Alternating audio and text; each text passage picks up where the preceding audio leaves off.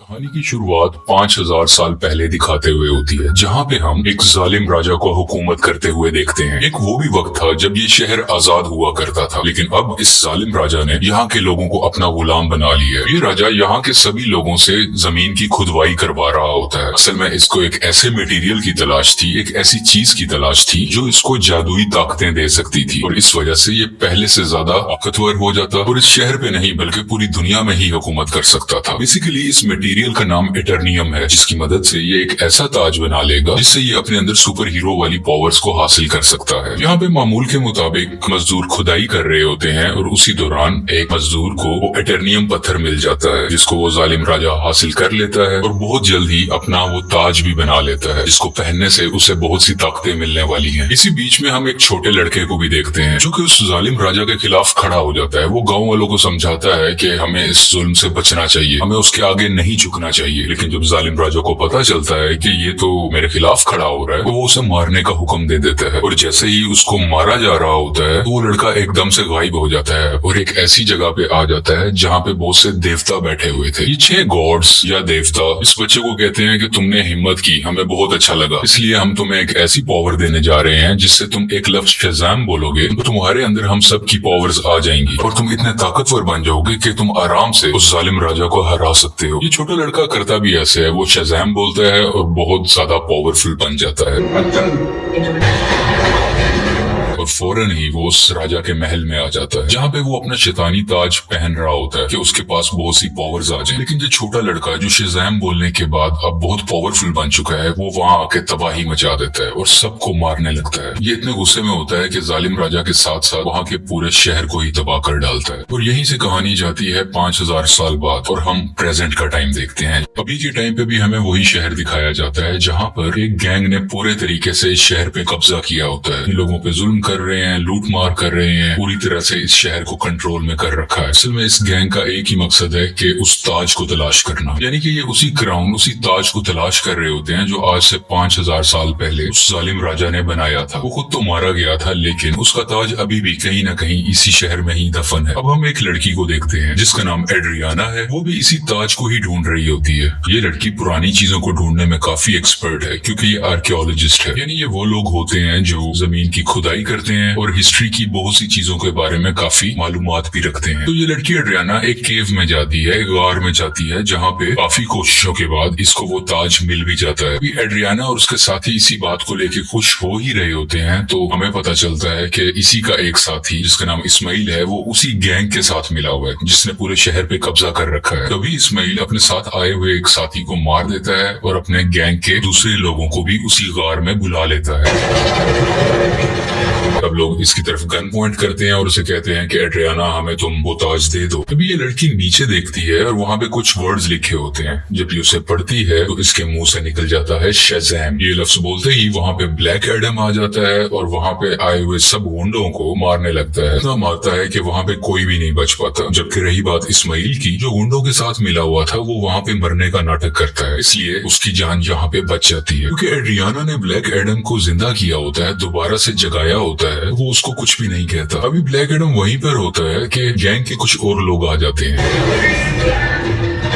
और उस पर एक स्पेशल वेपन से अटैक करते हैं। ये वेपन उसी एटर्नियम मटेरियल से बना होता है, जिसकी मदद से वो ताज भी बना था। और जैसे ही ये मिसाइल ब्लैक एडम को लगता है तो उसे वाकई दर्द महसूस होती है। ब्लैक एडम उस मारने वाले गुंडे की तो जान ले लेता है, लेकिन उस रॉकेट या उस छोटे से मिसाइल के लगने की वजह से खुद भी बेहोश हो जाता है। तो हमें यहाँ पे ये पता चलता है कि एटर्नियम ऐसा मटेरियल है जो ब्लैक एडम की कमजोरी है और इसी मटेरियल से ब्लैक एडम को मारा भी जा सकता है। तो ये देखते हुए एड्रियाना काफी परेशान हो जाती है और वो ब्लैक एडम को अपने घर ले जाती है। जैसे ही ब्लैक एडम को होश आता है तो वो यहाँ पे एड्रियाना के बेटे से मिलता है। ये बच्चा ब्लैक एडम को कहता है कि आप 5000 साल से उस गार के अंदर बंद थे, अब क्योंकि हमारा शहर गुलामी बसर कर रहा है, वो गैंग हमें जीने नहीं दे रहा, तो आप हमारे लिए एक मसीहा बन के आए हो, आप ही हमारे शहर को उस गैंग से बचाओगे। ब्लैक एडम को यहाँ पे कोई फर्क नहीं पड़ता। वो कहता है कि आज से 5000 साल पहले ये मेरा शहर हुआ करता था, अब यहाँ पे सब कुछ बदल चुका है, तो इस शहर को बचाने के लिए मैं रिस्पॉन्सिबल नहीं हूँ। मुझे इस शहर और यहाँ के लोगों से कोई मतलब नहीं है। और ये बात कहते ही वो घर से बाहर आ जाता है और शहर में फिरने लगता है और शहर को देखने लगता है। इसके बाद हम एक फीमेल लीडर को देखते हैं जिसका काम इस दुनिया में आने वाले सुपर हीरो और सुपर विलन्स को रोकना होता है। दुनिया में ऐसे हालात रखने होते हैं जिसकी वजह से आम लोगों को कोई मुश्किल ना आए और हमारी जमीन को भी कोई खतरा ना हो। वो यहाँ पे एक सुपर हीरो हॉकमैन से बात कर रही होती है। कहती है कि ब्लैक एडम अब वापस आ चुका है और उसे अगर रोका ना गया वो पहले की तरह इस बार भी बहुत ज्यादा तबाही मचा सकता है, और वो अगर पागल हो गया, वो गुस्से में आ गया, तो उसको रोकना लगभग नामुमकिन है। हॉकमैन इस चीज के लिए राजी हो जाते हैं और अपनी टीम इकट्ठी करते हैं जिसमें और भी बहुत से सुपर हीरो शामिल होते हैं और सब मिलके ब्लैक एडम को पकड़ने के लिए निकल जाते हैं। दूसरी तरफ उस गैंग के कुछ लोग एड्रियाना के घर पहुंच जाते हैं क्योंकि उन्हें पता था वो ताज अभी भी उसी के पास है, तो वो ताज लेने ही गए थे। और जैसे ही वो लोग एड्रियाना की फैमिली पे हमला करने वाले होते हैं तो ब्लैक एडम्स वहाँ पे उनको बचाता है और उस गैंग के लोगों को एक बार फिर से मार डालता है। और बचे हुए कुछ लोगों से ये अभी फाइट कर ही रहा होता है। अभी उसी वक्त हॉकमैन की बनाई हुई टीम वहाँ पे आ जाती है और ये सब मिलके ब्लैक एडम से लड़ाई करने लगते हैं। लेकिन अभी भी ब्लैक एडम इन पर भारी था। वो गैंग के लोग और जस्टिस सोसाइटी की टीम दोनों मिलके भी इसका कुछ नहीं बिगाड़ पा रहे थे और आखिरकार ब्लैक एडम वहाँ से चला जाता है। ये जस्टिस सोसाइटी की टीम जो कि हॉकमैन की बनाई हुई टीम है, वो एड्रियाना के पास आते हैं और उससे मदद मांगते हैं कि तुम हमारी हेल्प करो उसको पकड़ने में। लेकिन एड्रियाना उन्हें कहती है कि तुम तब कहाँ थे जब हम पे ये जुल्म हो रहे थे, तुम लोगों को तो मैंने पहले कभी नहीं देखा। एक ब्लैक एडम ही है जिसने हमें बचाया। जब मैं मरने वाली थी तो उसी ने ही मुझे बचाया था। जस्टिस सोसाइटी के लोग कहते हैं जिसको तुम समझ रही हो कि वो तुम्हारी हिफाजत कर रहा है, वो बहुत खतरनाक है। आज से 5000 साल पहले भी उसने हमारे इसी शहर को पूरे तरीके से तबाह कर दिया था। और बिल आखिर ये लोग एड्रियाना को राजी कर लेते हैं और इसीलिए एड्रियाना इन सबको ब्लैक एडम के पास ले जाती है ताकि सब लोग बैठ के आपस में बात कर सके, ताकि वो दोनों एक दूसरे की बातों को समझ सके और इनकी आपस की लड़ाई आपस में खत्म हो जाए। अभी दूसरी तरफ इस्माइल जो कि एड्रियाना का साथी था, वो उसके घर में एंटर हो जाता है ताकि वो ताज वहाँ से ढूंढ सके और उसका इस्तेमाल अपने लिए कर सके। लेकिन जब उसे वो ताज नहीं मिलता तो वो गुस्से में एड्रियाना के बेटे को उठा के अपने साथ ही ले जाता है। यहाँ काफी चालाकी से इसका बेटा अपनी मदर यानी एड्रियाना को फोन कर देता है और सब कुछ बता देता है कि मुझे किडनैप कर लिया गया है, मुझे इस्माइल ने ही किडनैप किया है। सुन के ये काफी परेशान हो जाती है, इसलिए ये जस्टिस सोसाइटी और ब्लैक एडम से हेल्प मांगती है, मेरे बेटे को वापस लाने में मेरी मदद करो। और ये दोनों राजी भी हो जाते हैं और मिलकर उसके बेटे को ढूंढने लगते हैं। यहीं पर हॉकमैन उस गैंग के 2 आदमियों को पकड़ लेता है और मार के पूछने पे उसे पता चलता है कि इस्माइल कहाँ पे है। इस्माइल ने उसके बेटे को एक खुफिया जगह में रखा है जो कि एक रेगिस्तान में है। और जब ये सब यानी ब्लैक एडम और जस्टिस सोसाइटी उस जगह पर पहुंचते हैं तो देखते हैं कि इस्माइल ने उसके बेटे पे गन पॉइंट की हुई है। और यहाँ पे इस्माइल एक राज बताता है कि वो गैंग जो पूरे शहर में तबाही मचा रहा है उसका लीडर मैं ही हूँ और ये सब गुंडे मेरे लिए ही काम करते हैं। इसलिए वो एड्रियाना को कहता है कि अगर तुम्हें अपने बेटे की जान बचानी है तो मुझे वो ताज दे दो। तो ये परेशान माँ उसको वो ताज दे देती है ताकि उसके बेटे की जान बच सके। लेकिन इसके बावजूद भी वो उस बच्चे पे गोली चला देता है और जैसे ही ब्लैक एडम ये देखता है तो वो तेज स्पीड से उड़ता हुआ उसके आगे आकर उस बच्चे की जान बचा लेता है और यहाँ पे इस्माइल को अपनी लाइटनिंग से जला के मुकम्मल तरीके से खत्म कर डालता है।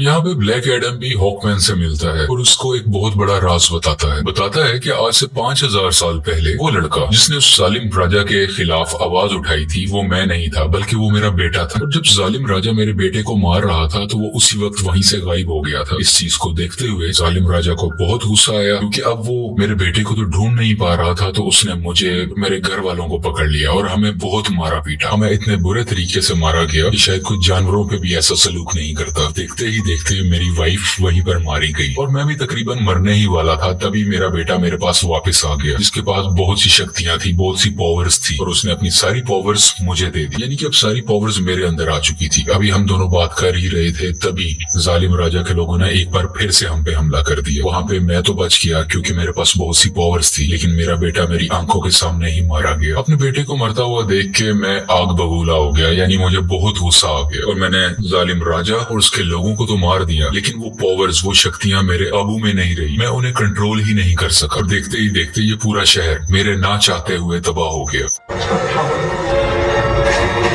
मेरे ऐसा करने की वजह से उन देवताओं ने, जिन्होंने मेरे बेटे को शक्ति दी और वो शक्ति अब मेरे पास है, वो बहुत नाराज हो चुके थे। मैंने अपनी पावर का मिसयूज किया है, मैंने अपनी पावर को कंट्रोल में नहीं रखा, इसीलिए उन्होंने मुझे उस केव में बंद कर रखा और मैं कई हजार साल तक उस केव, उस गार के अंदर बंद रहा। जब एड्रियाना ने आके नाम लिया तो मैं एक बार दोबारा से जिंदा हो गया। यहाँ पे ब्लैक एडम को अभी भी बहुत अफसोस होता है कि उसकी वजह से पहले भी बहुत ज्यादा तबाही मची और अब भी बहुत ज्यादा तबाही मची है, बहुत से लोग मारे गए। वो हॉकमैन को कहता है कि मैं सरेंडर करना चाहता हूँ, मैं अपनी पावर्स को खत्म करके तुम लोगों के हवाले करना चाहता हूँ ताकि मेरी वजह से किसी को कोई नुकसान ना पहुंचे। इसके बाद ब्लैक एडम शज़ैम का वर्ड बोलता है, जिससे वो वापस से अपनी एक नॉर्मल फॉर्म में आ जाता है, यानी वो एक नॉर्मल इंसान बन जाता है जिसके पास इस वक्त सुपर पावर्स नहीं है। और जब तक ये दोबारा शज़ैम नहीं बोलेगा तब तक ये वापस से ब्लैक एडम नहीं बन सकता। इसलिए ये इनसे रिक्वेस्ट भी करता है, तुम मेरे साथ कुछ ऐसा करो कि मैं दोबारा से ये वर्ड बोल ही ना सकूं। आखिरकार ब्लैक एडम को पानी के अंदर डाल दिया जाता है और उसके मुंह में एक ऐसी डिवाइस लगा दी जाती है जिस वजह से ये बोल ही ना पाए। एक छोटी सी जेल होती है जिसमें ब्लैक एडम को बंद कर दिया जाता है। दूसरी तरफ हमें इस्माइल को दिखाया जाता है जो कि मर चुका था और अब वो हेल के अंदर आ गया है। इस्माइल को एक बात शुरू से पता थी कि अगर वो उस ताज की ताकत को हासिल करना चाहता है तो उसका तरीका ये है कि उसको वो ताज अपने हाथ में पकड़ना होगा और उसी वक्त कोई ना कोई उसको मारे ताकि वो मर के हेल में आ जाए, यानी कि जहन्नुम में आ जाए और वो हेल के डीमन से यहाँ पे मिल सके जिनसे वो पावर हासिल कर सके। ये सारी बातें इस्माइल शुरू से ही जानता था, इसीलिए उसने ब्लैक एडम को उकसाया कि मैं जैसे ही एड्रियाना के बेटे को मारूंगा ब्लैक एडम आके उसे बचाएगा और मुझे मार डालेगा और उसी वक्त ताज भी उसके हाथ में ही था। ये सब बातें ये शुरू से जानता था और सब कुछ इसके प्लान के मुताबिक ही हो रहा था। यहाँ हेल के डीमंस इस्माइल से मिलते हैं और उसको अपनी पावर्स दे देते। पहले जैसा इंसान नहीं था, ये सबाक बन चुका होता है। इन पावर्स के साथ इस दुनिया में आ जाता है और हर तरफ तबाही मचाने लगता है। जैसे ही जस्टिस सोसाइटी को इसके बारे में पता चलता है तो वो इसके मुकाबले के लिए इसके सामने आते हैं। यहाँ पे काफी देर लड़ाई चलती रहती है, लेकिन सबाक क्योंकि बहुत ज्यादा पावरफुल था, ये सब मिलके भी उसको नहीं रोक पा रहे थे।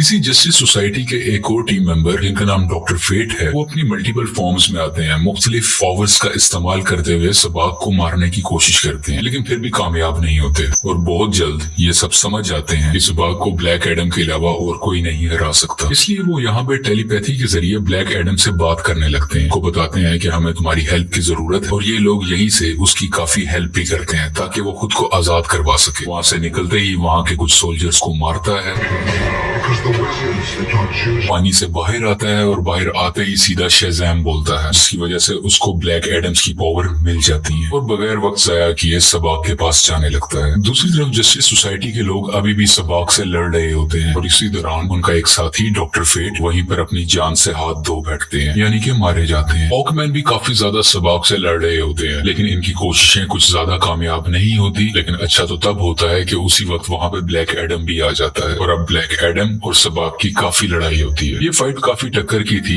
लेकिन वक्त के साथ ऐसा लग रहा था कि सिर्फ ब्लैक एडम ही है जो सबाक को हरा सकता है। और कुछ ही देर के बाद ब्लैक एडम सबाक के सर को पकड़ के उसके दो हिस्से कर डालता है और उसको मुकम्मल तरीके से फाड़ कर आखिरकार सबाक की जान ले लेता है। इसी वजह से सबाक की मौत हो जाती है और सब कुछ सुकून में आ जाता है, सब कुछ ठीक होने लगता है। शहर के लोग ब्लैक एडम को अपना मसीहा मानने लगते हैं। वो सब इस बात को मान लेते हैं कि ब्लैक एडम ने हमें और हमारे शहर को बचाया है। इसके बाद हम उसी लेडी को देखते हैं जिसने जस्टिस सोसाइटी की टीम को बनाया होता है ताकि वो ब्लैक एडम को रोक सके। वो यहाँ पे ब्लैक एडम को कहती है कि ठीक है, तुम्हें जो करना है वो करो, लेकिन तुम अपने इस शहर से ना निकलना। तुम इस शहर के लोगों के मसीहा बनो, उनका ख्याल रखो, गार्डियन बनो, मुझे उसे परवाह नहीं है, लेकिन अपने इस शहर से तुमने नहीं निकलना, क्योंकि अगर तुम इस शहर से बाहर आए तो तुम्हारे लिए अच्छा नहीं होगा। यहाँ पे ब्लैक एडम बैठा उसको देखता है और कहता है कि मुझ पे कोई हुक्म नहीं चला सकता, और उसका जब भी कुछ भी करने को दिल करेगा वो अपनी ही मर्जी करेगा। लेकिन तभी वो लेडी बोलती है, हाँ शायद तुम ठीक कह रहे हो, तुम्हें इस दुनिया में रहने वाला तो शायद कोई नहीं रोक सकता, लेकिन मैं किसी ऐसे को जानती हूँ जो हमारी दुनिया से नहीं है। और ब्लैक एडम को गुस्सा आता है और वो स्क्रीन को ही तोड़ देता है जिससे वो लेडी बात कर रही थी। स्क्रीन के टूटने से हर तरफ धुआं ही धुआं होने लगता है और तभी उस धुएं से बाहर आता है सुपरमैन और वो ब्लैक एडम को कहता है कि हमें शायद बैठ के बात करनी चाहिए। और यहाँ पे सुपरमैन के ये कहते ही इस मूवी की कहानी यहीं पे खत्म हो जाती है।